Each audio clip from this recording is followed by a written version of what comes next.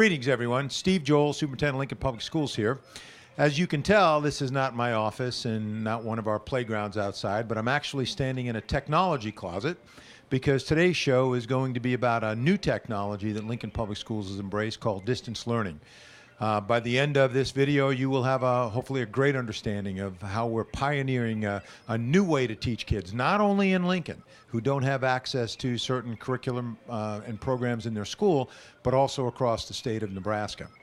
But before we do that, I just wanted to wish everybody a very nice spring break that's coming up very quickly, and to know that I am delighted that we have not taken a snow day this year. In fact, as I've been talking with people, nobody can quite remember a spring or a winter quite like this, early spring and late winter like this, but we'll take it. It means that our students are on task more academically in their classrooms, and we know that as we head into the assessment period, those days are very, very important.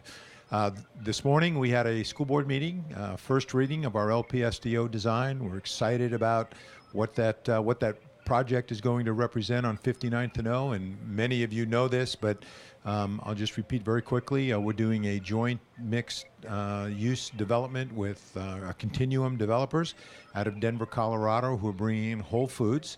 We'll end up with about 100,000, it's about 106,000 square feet of corporate offices on the eastern side of the on the eastern side of the lot facing O Street, and then there'll be a really nice plaza development anchored by national retail grocer Whole Foods.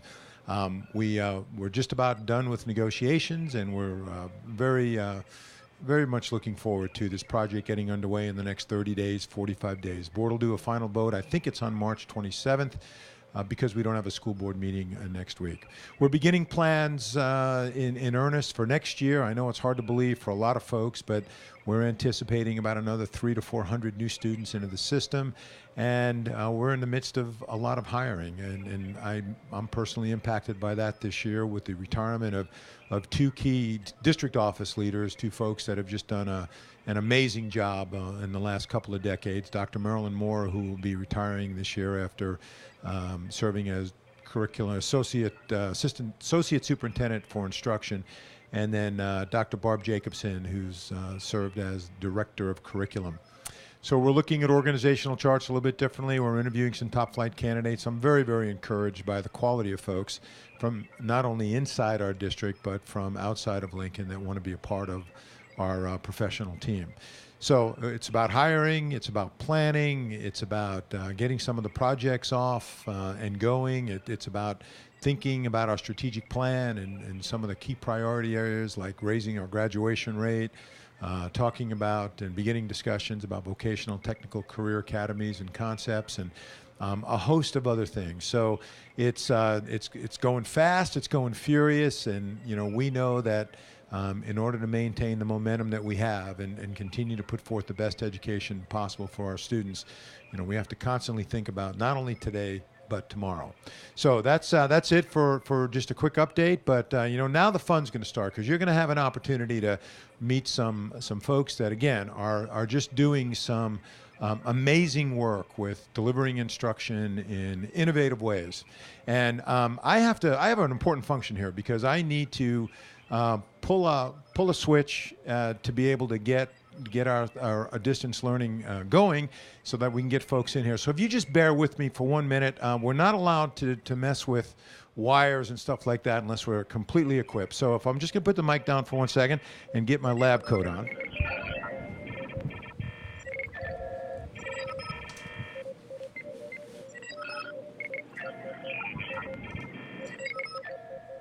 And as a lot of the people would say in our field, or in this field of technology, always have safety glasses when you get around electricity, particularly heavy volts. So I'm going to just we're going to make a switch so that we can transform to distance learning.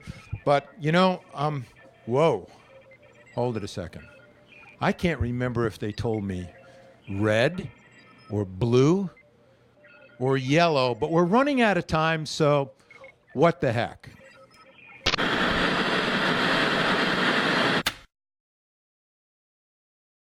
Whoa, When am I going to learn not to mess with wires and technology?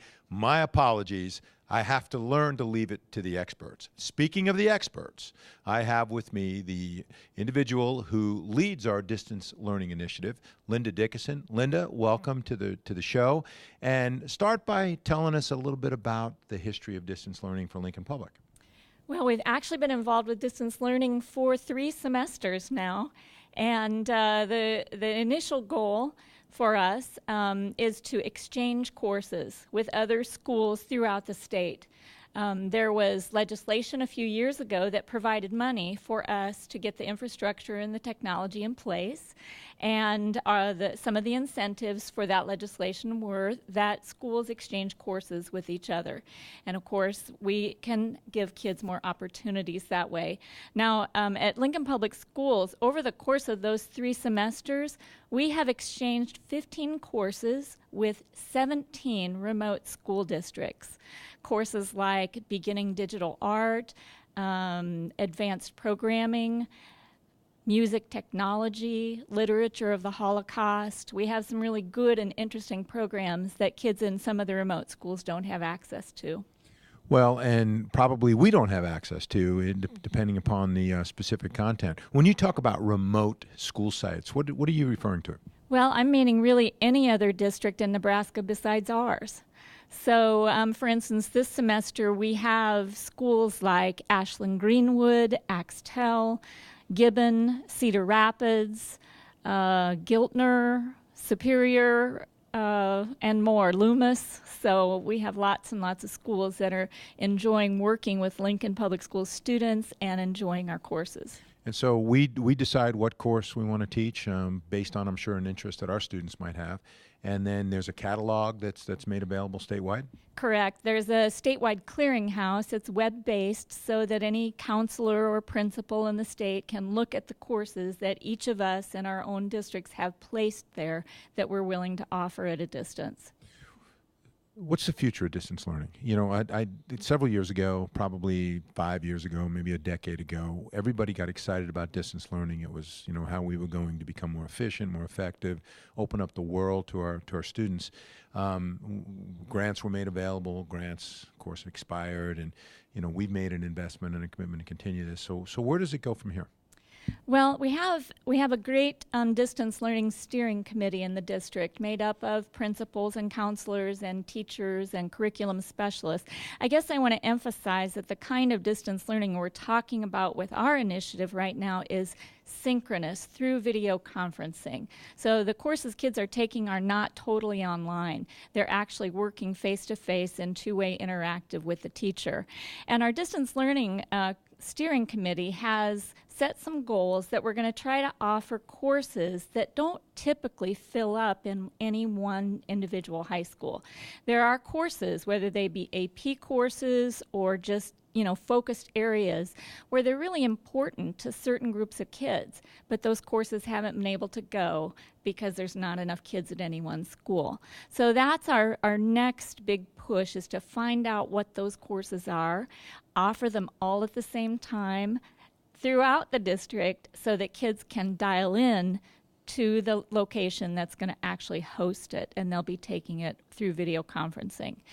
So besides that, we have a lot of individual needs. We've been supporting homebound students because a real deal breaker for me when we were looking at solutions is that not only did I want to have nice video conferencing equipment that we could roll around and use, but I wanted us to be able to do distance learning from our computers right on the desktop and record our classes. So we have 2 components that are really important. For schedules that are different, we can record classes so remote kids can catch up or see the class they missed, and anyone can dial into the class with a laptop computer that has a webcam. So that's how we're supporting homebound. And frankly, a lot of meetings in the district. You've been involved in some meetings, and many of our departments are starting to have more and more meetings by just sitting down at your laptop and joining the group. Well, I think the takeaway really is that sky's the limit with respect to how we deliver and the content that we can deliver. Sharing is very, very important because this is Lincoln Public Schools taking advantage of our physical resources and our financial resources and our talented teachers and delivering opportunities from a curriculum standpoint to districts, as you described, being remote. And then it's the edge. It's technology and how we're applying it. And so kudos to you and for your leadership. I remember a great presentation you did for us at the school board meeting and how our board just has been so excited about it. Anything you'd like to add before we sign off?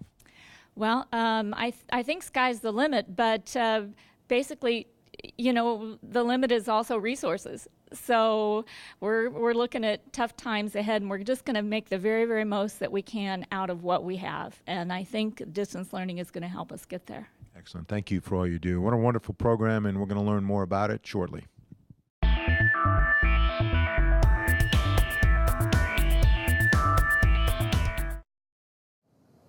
couple of seconds ago, we heard Linda Dickeson, who's our coordinator of distance learning, describing what distance learning is. Now we're going to have an opportunity to really live it and experience it. And with us right now, I'd like to welcome Paul Smith, who teaches at Lincoln Southeast. And Paul is teaching a course which, quite frankly, as an old history major, sounds very, very exciting.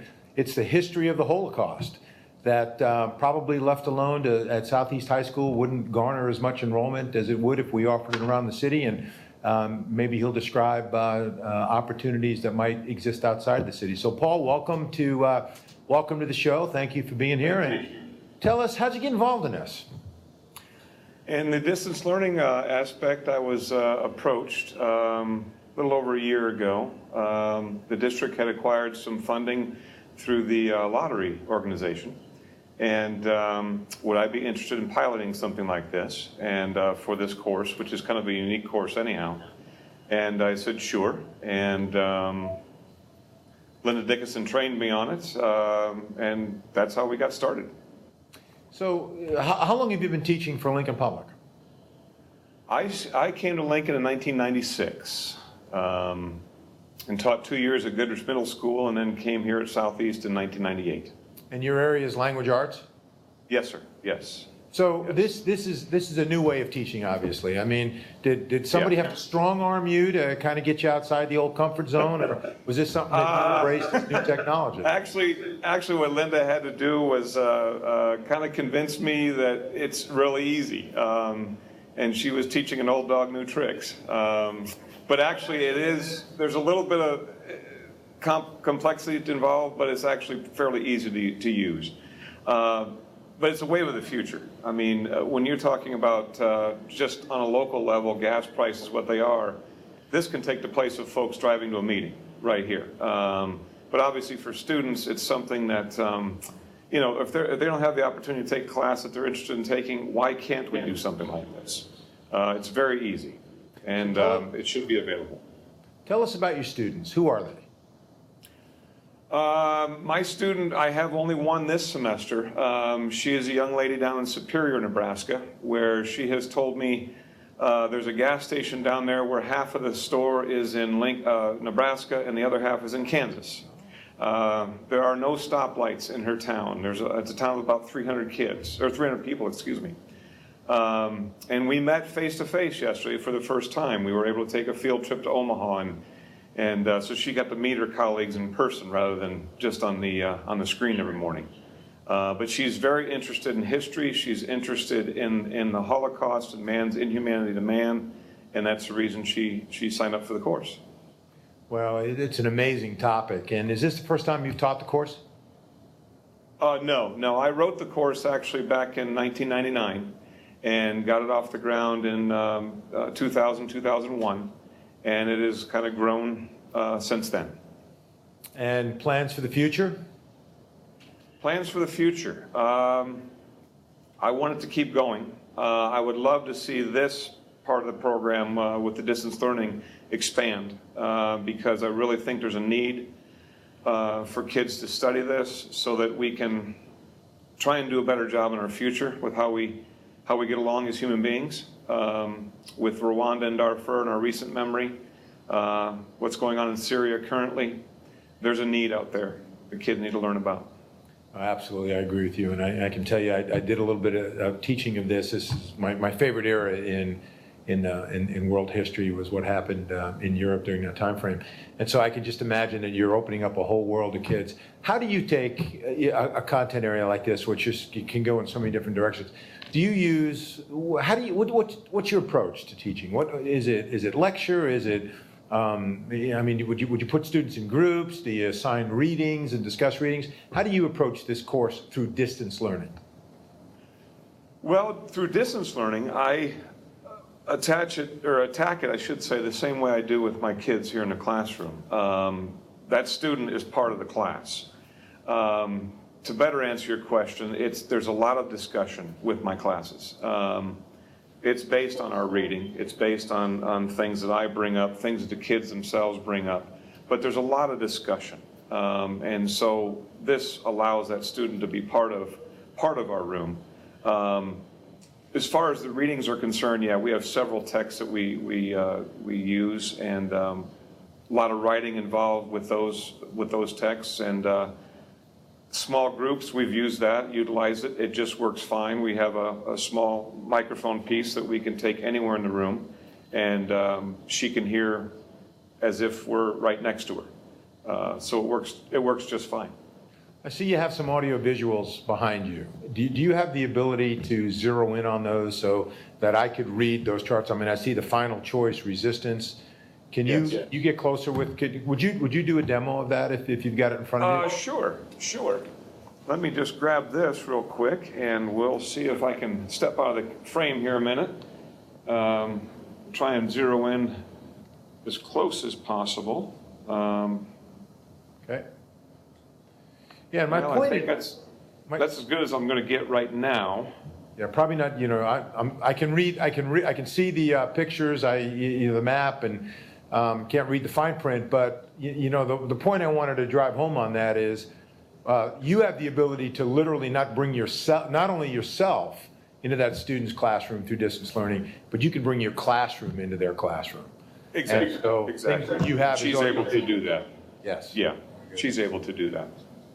Well, Paul, thank you so much. You know, I mean, you sound like a great teacher and somebody that's obviously hit on a topic that is so much part of our past, but is very contemporary as well, too, with, as you described, happening around the world. And thank you for being open to this kind of delivery system. And, you know, as we're going to find out through the rest of the show, we're pioneers in Lincoln, and we're reaching out to places like Superior and Ashland Greenwood, which is a group that we'll get to meet a little bit later in the show as well, too. So thank you very much. Have a great weekend. Thank and you. even more importantly, have a great spring break. There you go. Thank you very much.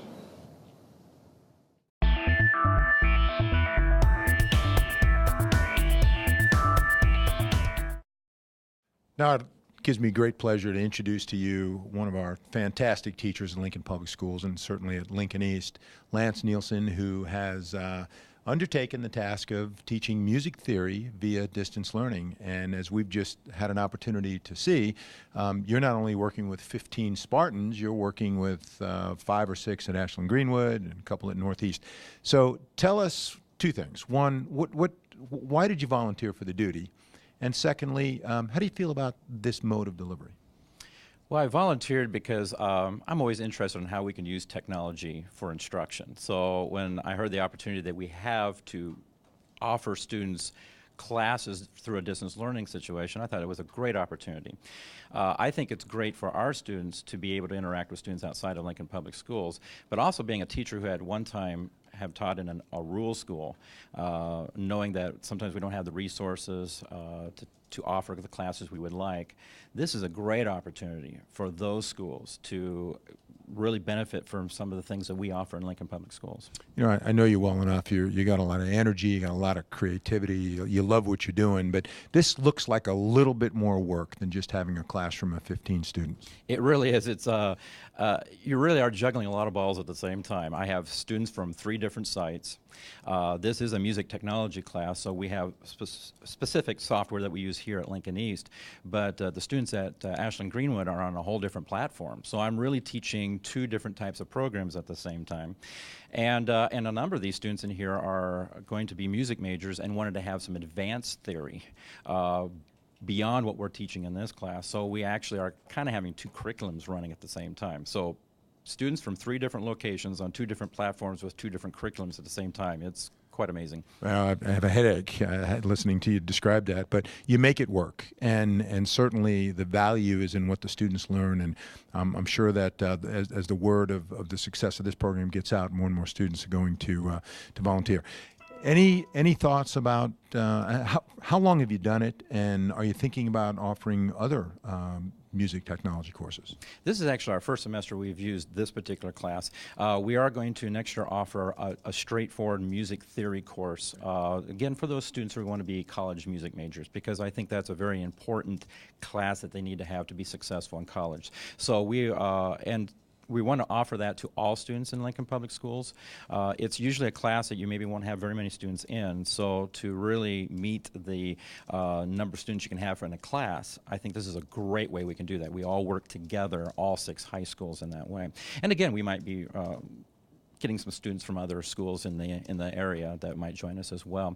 One of the other things that we did this fall was we had our string chamber orchestra had an opportunity to be coached by a professor from the Manhattan School of Music in New York, and they had 3 sessions where they were able to be coached on the music that they were working on. It was a wonderful experience. I think the students learned a lot, and just from the standpoint that they were able to work with someone at the national level. Well, that's technology, and as Friedman has said, the world truly is flat, and if we can negotiate time zones and schedules and platforms, truly the sky's the limit. So thank you for being so cutting edge technology and for caring so much about what students have an opportunity to learn here at Lincoln East, that you offer this opportunity, and for reaching out across the state of Nebraska. And I'm sure that it's Ashland Greenwood this year, but it might be Aurora next year, or it might be Scottsbluff the year after. And I'm really proud of Lincoln Public Schools' just our commitment to being a part of that as a statewide platform. So kudos to you. Thank you for letting us be in here today. Keep up the great work. Always a pleasure. Thank you very much.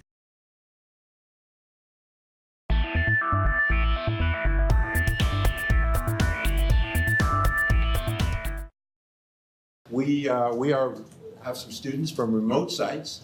We have Ashland Greenwood High School. It's going to be represented by Vicki, who has graciously volunteered to share some thoughts. We also have Kelsey from Northeast High School right here in Lincoln that's also taking this class, and probably 12 to 15 Lincoln East students that are in the actual distance learning lab. So Vicki, tell us about distance learning, and how do you feel about this mode of delivery in terms of instruction?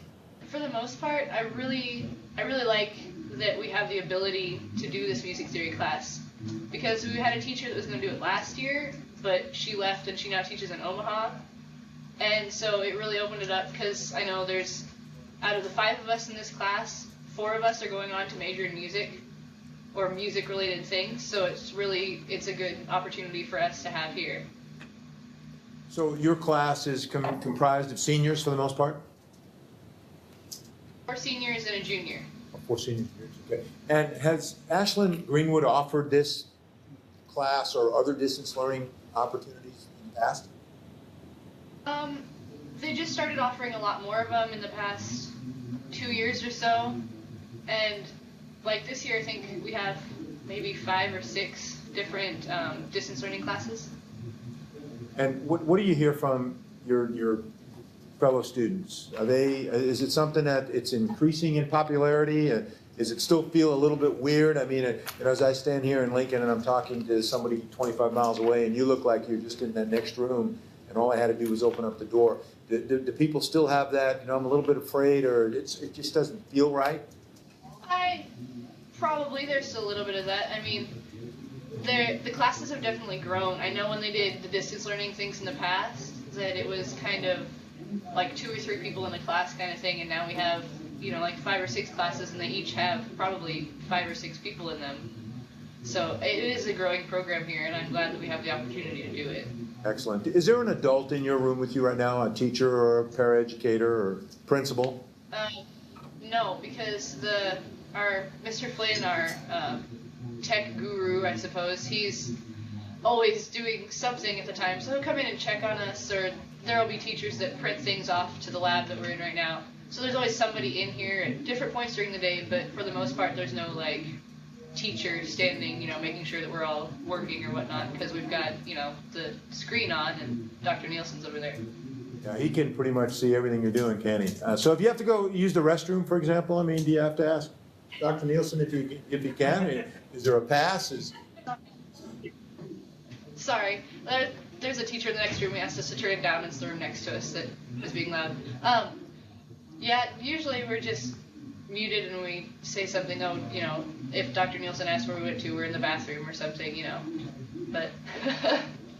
Well, honestly, it's to take a class like this, you have to be pretty motivated and pretty self-sufficient and highly trustworthy. But Vicki, thank you for sharing some thoughts. And what I want the folks in Lincoln to and others that get on our website to realize is that education isn't just delivered with the teacher in front of a class. We're actually reaching out, and it's been a lot of fun to interact with folks that are 25 miles away. So great, thank you very much, and good luck to you, and kudos on your declaration of music as a major in college and how this fits into that. So appreciate it very much. Thank you.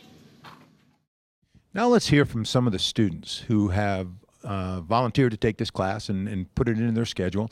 It's an opportunity for them to extend their learning using technology as a platform. And as we've heard Lance Nielsen describe, this is something that typically would not have been offered. So let's start by introducing yourself, and then what grade in school are you? Hi, I'm Karina Nyberg, and I'm a senior at Lincoln East High School. Great. I'm Hannah Borkman, and I'm a senior at East. And what was your motivation for putting this course into your schedule? Well, I really enjoy music. I think it's a very important part in life. I've been taking band, marching band, and wind ensemble for all 4 of my years, and I thought this would be a great addition just to learn more about music than just playing it. Kind of what Karina said, I love music and wanted another music class, and having all the different aspects of music instead of just playing it and singing it, being able to create it onto a computer and learn all the different intervals, rhythms, and expand upon music is a great experience. So you're taking this course. It's obviously a different way of delivering instruction. I'm assuming it's your first distance learning course. Yes. Okay. So how's that transition gone for you? It doesn't really affect me as much because Dr. Nielsen's right in the room, but it's been great being able to hear the different projects that Ashlyn Greenwood has come up with, and Kelsey from Northeast. She's got some great ideas, and seeing their motivation to become music majors or go on with their music is great. I suppose with Skype and YouTube and all the social media that's out there, this wasn't a shock to be sharing a class with other students. But have you gotten to know those other students? Yeah, we truly have. It's great. Oh, that was weird. I've gotten a chance, to meet new students that probably we would have never known existed until this. So it's a normal kind of advancement in technology, but it was just neat to be able to meet new people. So let's say that next semester, Scottsbluff, just as an example, is going to offer another advanced music course that we don't have here, and you're a group of 4. Do you think it would you be willing to do that? Say be the small group of 4 that actually has to dial in and participate with the larger group? Oh, most definitely. I mean, especially if it's a class that you're wanting to take, there's no point in not taking it just because you don't have it at your school. It's a great opportunity to be able to go somewhere that you wouldn't have been able to do at your own school. You need to take that opportunity. Okay, so where are you going to college, and what are you going to major in? I'm going to go to UNL, more than likely, major in elementary education. So. Yes, awesome. I'm going to go to Doane College, and I'm going to major in speech pathology. Well, as a Doane College graduate, I think that's a great decision. Well, there you have it. Students today live in a technology or technological world that, sometimes for folks in my generation, a little difficult to understand. And I'm absolutely fascinated with having had the ability to speak to students in Ashland and Greenwood, but to these young ladies, that's just second nature. That's just the way it is today. And we're seeing excellent instruction taking place. These students are on task. They have goals. They signed up for this course because it creates a deeper meaning for them in terms of what their interests are and what they want to study. So this is distance learning, and Lincoln Public Schools is a host site, will continue to be a host site. As Linda Dickeson said, resources are always going to be a challenge for us. But my guess is we're going to be moving more toward this in the future than away from it. So thank you, ladies, for participating, and to Dr. Nielsen and Linda Dickeson. And with that, we'll sign off.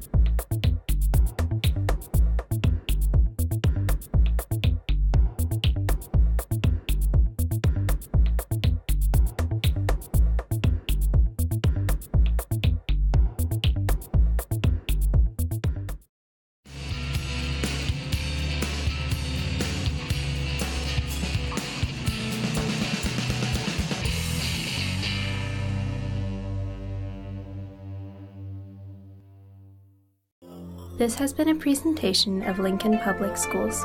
A monthly programming guide may be found at www.lps.org.